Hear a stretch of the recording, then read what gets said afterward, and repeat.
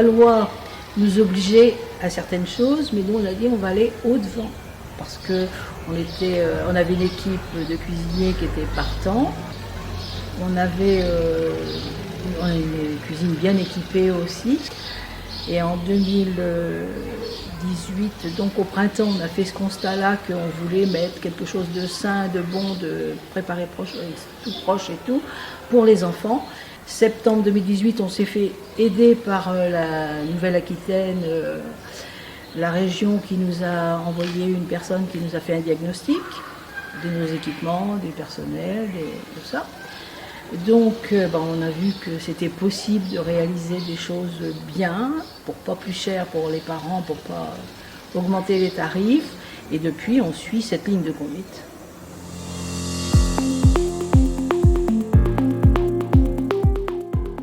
En fait, j'essaye de communiquer avec les enfants, voilà, pour leur expliquer que le bio c'est bien, expliquer que les carottes elles étaient nouvelles, donc elles n'avaient pas le même goût que d'habitude, parce qu'il y a des enfants qui ont dit mais c'est vrai, ils n'ont pas le même goût les carottes.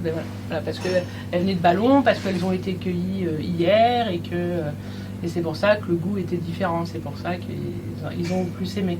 Parce que du coup, à force de leur dire, voilà, de leur dire que c'est des légumes de chez eux, que ça vient de leur village, que ça commence à rentrer. Voilà. Ils commencent à apprécier maintenant les légumes et leur faire des légumes nouveaux aussi.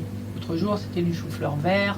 Une fois par an, avec Ecolab, on pèse en fait les déchets, juste pour sensibiliser les enfants entre les entrées, les plats, le pain, le dessert.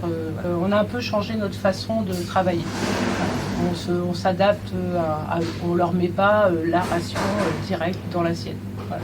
On ne peut pas forcer un enfant à manger. On peut fortement insister pour qu'il goûte, mais on ne peut pas le forcer à manger.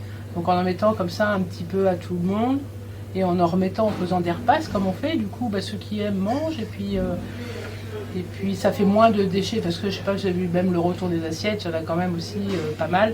Moi c'est un peu une culture, hein, maintenant il faut plus gaspiller, quoi. Voilà. Je veux jouer le jeu du végétarien. Voilà, j'essaye toujours de mettre, vous voyez là, un féculent, un légume sec, un légume à côté, comme de la salade verte, et voilà. Je pense que c'est dans l'air des choses aussi, hein. Et puis à Cyré-Denis, il y en a beaucoup qui sont quand même imprégnés par ce bio. En fait, moi je fais à manger aux enfants comme je le ferais pour moi. Parce qu'il y a aussi un coût, on va pas acheter des tomates, là on commence juste les tomates. Hors de question qu'on achète une tomate au mois de décembre. Et puis un enfant, si vous lui mettez un truc pas bon, il va goûter une fois, il va dire bah non, les tomates c'est pas bon.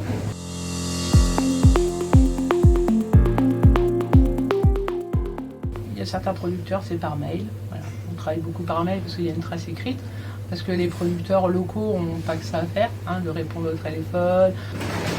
Il y a des producteurs comme les producteurs de viande qui ont besoin de tuer les bêtes en amont. Voilà. Là, c'est par trimestre en fait.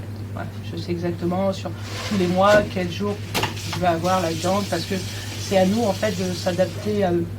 Et j'ai la chance d'être avec des élus qui me laissent carte blanche, donc je peux vraiment faire des menus par rapport aux producteurs. J'aime beaucoup travailler avec AgriLocal 17, ça me permet d'avoir vraiment un panel de tous les producteurs qui se trouvent dans la région, même si j'en connaissais déjà beaucoup avant. Je trouve que c'est pratique, on lance les commandes, ça répond. Je pense que c'est au tout début, c'est un outil vraiment qui est au tout début de sa capacité. Plus on va être à l'utiliser, plus ce sera facile, plus il y aura de producteurs, plus il y aura d'acheteurs. C'est vrai que le problème là qu'on a par exemple avec les petites quantités de légumes, si toutes les écoles commandent les légumes, on va pouvoir après mutualiser et puis le producteur va plus se déplacer pour 10 kg, mais il va se déplacer pour 200 kg, 300 kg. Voilà. C'est vraiment un très bel outil. Il faut juste, il faut lui laisser le temps de grandir, tout simplement, quoi.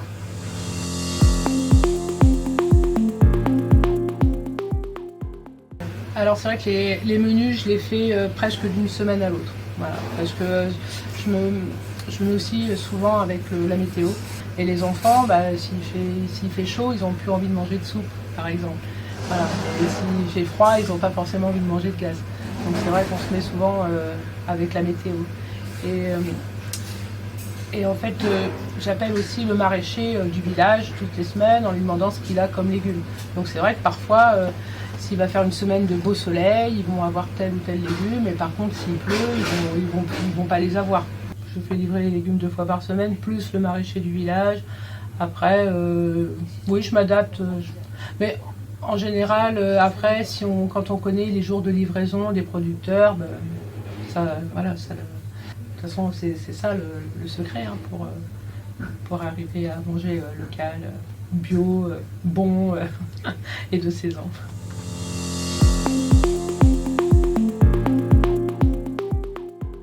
J'ai des bons retours des enfants. Ils apprécient. Là aujourd'hui, je ne sais pas si vous avez vu, ils vous ont pas dit que c'était bon parce qu'ils veulent en plus nous faire plaisir. Ils savent, voilà. Non et puis oui, après ils viennent, ils demandent les recettes, donc ça veut dire que ça leur a plu et puis ils sont contents. Quand on sert, on a une certaine fierté, mais comme dans un restaurant traditionnel, hein, le serveur qui amène une belle assiette au client, quand on est convaincu du produit, on est convaincu du produit quoi. Quand nous on sait que c'est bon, voilà. Je pense que les enfants le ressentent aussi. Parce qu'en plus, j'essaye de communiquer. Je pense que la réputation, c'est ce qu'il y a de mieux. Donc, je me suis inscrite sur le site de l'APE. Dans ce groupe-là, de l'association des parents d'élèves, je prends des photos quand je fais des trucs un peu... et je les poste dessus. Donc là, oui, les parents voient ce que les enfants mangent, ils sont contents. Et donc là, oui, j'ai des bons retours, j'ai des likes.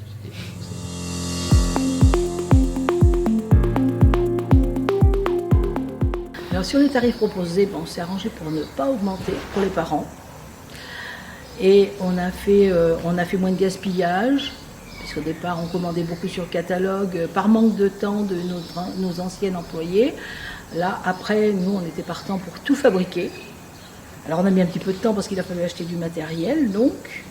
Mais quand on fabrique soi-même, on s'aperçoit que ça revient un petit peu moins cher. Et on a changé aussi notre façon de servir les enfants. Qui au lieu d'avoir une grosse ration d'entrée, par exemple, on le sert à l'assiette.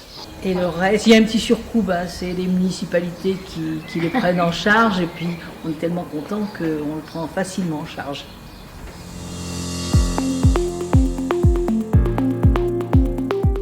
Eh bien, déjà là, nous participons avec la CDC aux ateliers très très intéressants d'ailleurs en visio.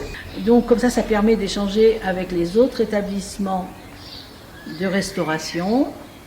Pour garder notre dynamique, eh bien, il ne faut pas qu'on reste isolé. Il faut qu'on continue sur notre lancée. Avoir avec nos producteurs pour qu'ils puissent, eux, tenir compte de nos besoins lorsqu'ils font leur semis et leur plantation.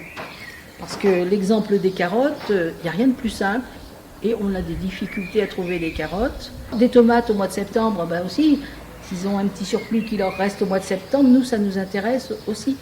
Parce qu'on veut privilégier le local et les produits de saison. On ne va pas leur demander des tomates au mois de décembre, mais au mois de septembre, quand on reprend, on aimerait bien en avoir encore un petit peu pour faire goûter aux enfants, puis avec le bon goût, quoi.